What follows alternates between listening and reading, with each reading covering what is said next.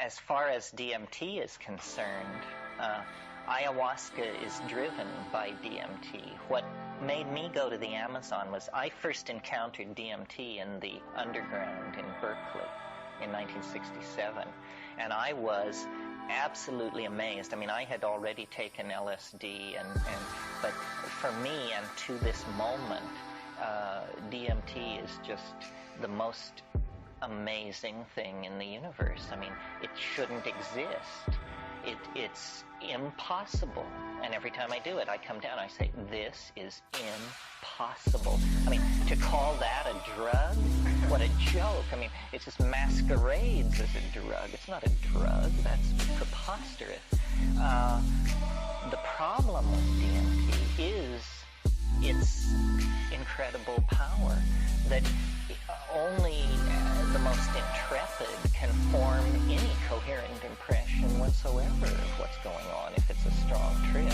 I mean, there are sub-threshold trips where you just graze the tummy of the beast, and then people come down with various models of archetypal closure with the cosmic carnival.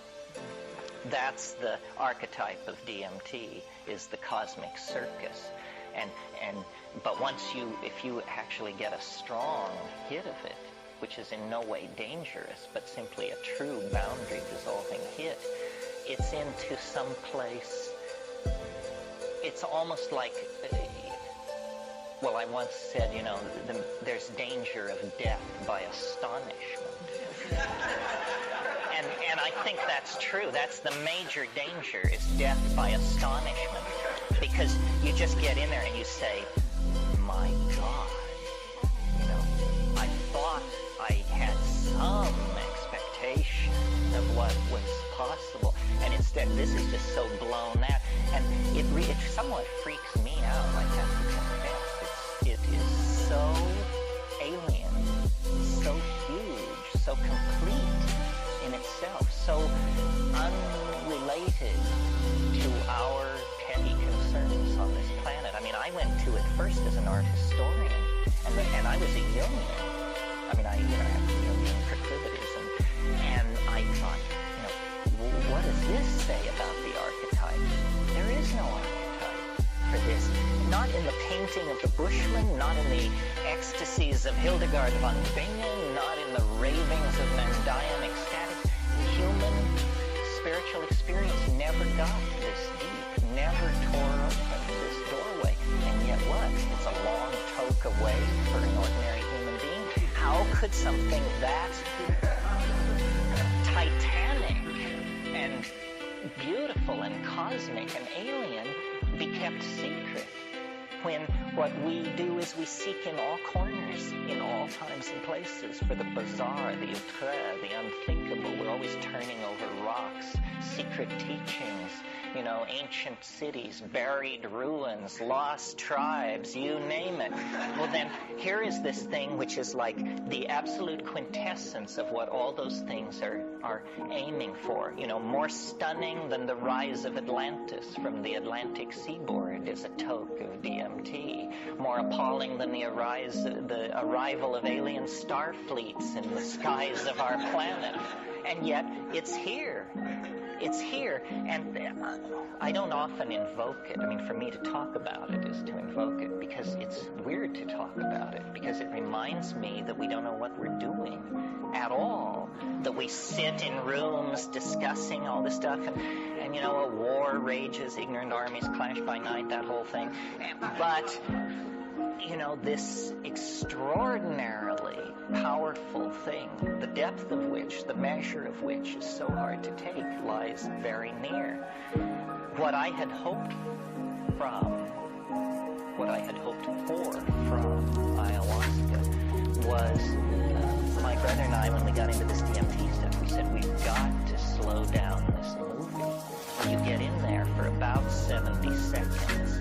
The first 35 of which is taken up with you checking all your meters to make sure you're not dead.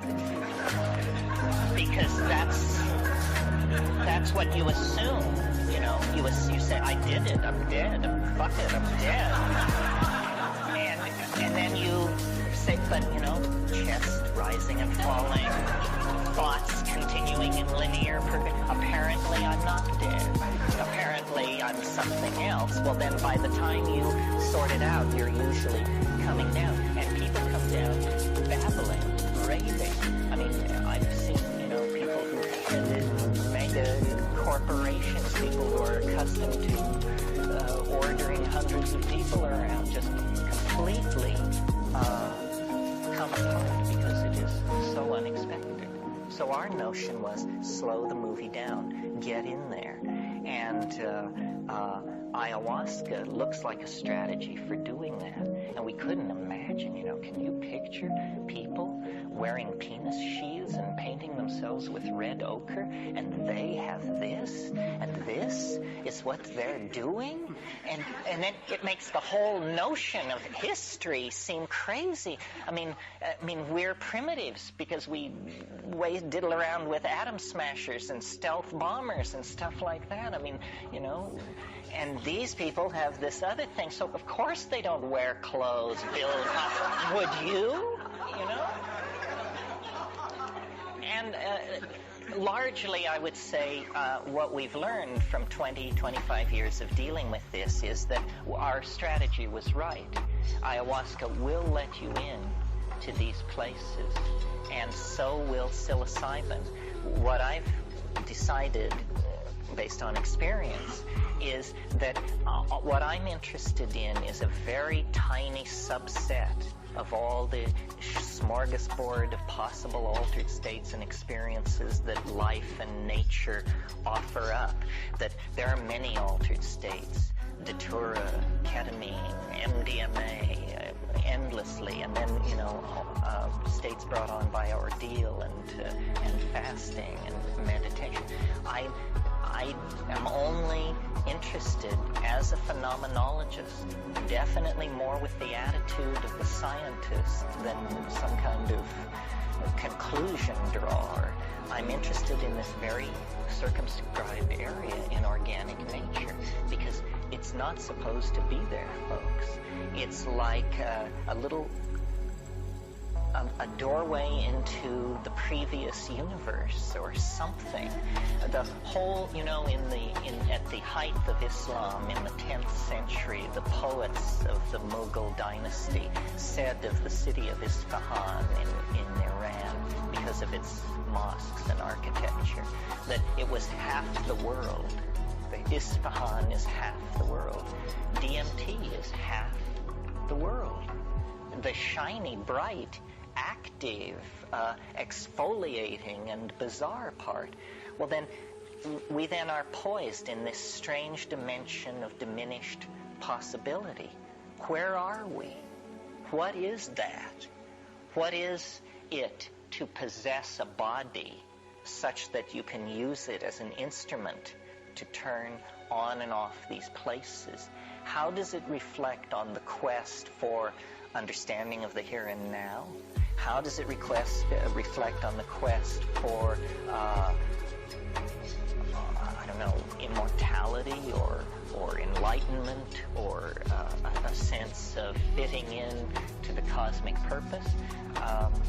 I don't know. I mean, one can play a reductionist game and say that the human brain mind system is an alarm clock. DMT is a hammer.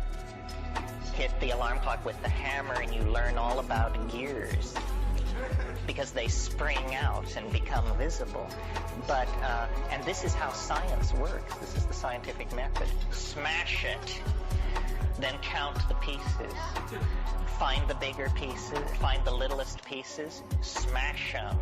Count the pieces, find the little pieces, smash them. That's how it proceeds. Well, obviously, that's not going to take us too far in this domain because it's entirely made up of structure, of connection, of relationship, of thought.